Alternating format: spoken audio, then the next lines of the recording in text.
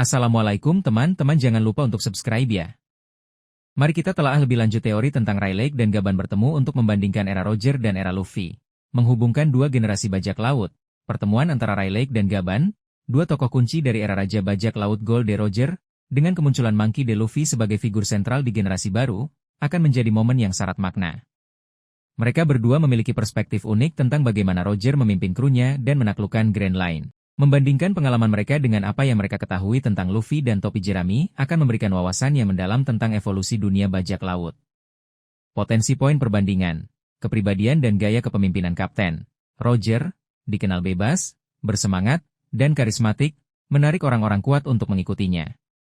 Rayleigh dan Gaban bisa berbagi cerita tentang bagaimana Roger memimpin dengan insting dan kepercayaannya pada krunya. Luffy juga bebas dan bersemangat, namun dengan pendekatan yang lebih santai dan fokus pada kebebasan individu krunya. Rayleigh dan Gaban mungkin akan mendiskusikan bagaimana Luffy menginspirasi loyalitas dan persahabatan yang mendalam.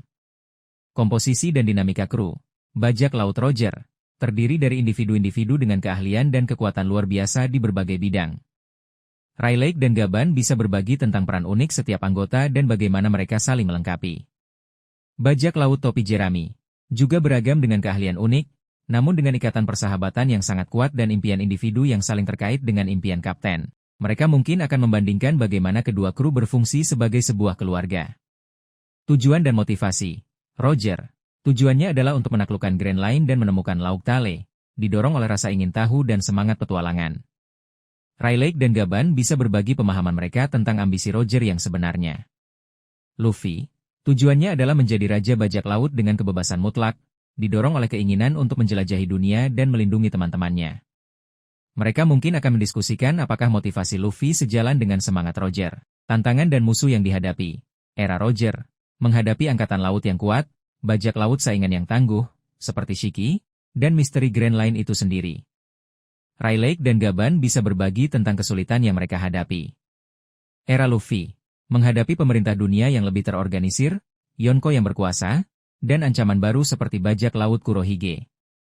Mereka mungkin akan menganalisis perbedaan dalam lanskap kekuatan dunia, persepsi dunia dan kebebasan. Roger mungkin memiliki pandangan yang lebih luas tentang dunia dan pentingnya kebebasan, yang mengarah pada penemuan kebenaran sejarah. Luffy sangat menjunjung tinggi kebebasan individu dan krunya. Mereka mungkin akan mendiskusikan bagaimana kedua kapten ini memahami dan memperjuangkan kebebasan. Potensi wawasan dari perbandingan. Rayleigh dan Gaban mungkin akan menyadari bahwa meskipun ada perbedaan dalam gaya dan pendekatan, semangat petualangan dan keinginan untuk kebebasan tetap menjadi inti dari kedua era bajak laut ini. Mereka mungkin akan mengidentifikasi elemen-elemen kunci yang membuat kru Roger berhasil dan melihat apakah elemen-elemen tersebut juga ada dalam diri kru topi jerami.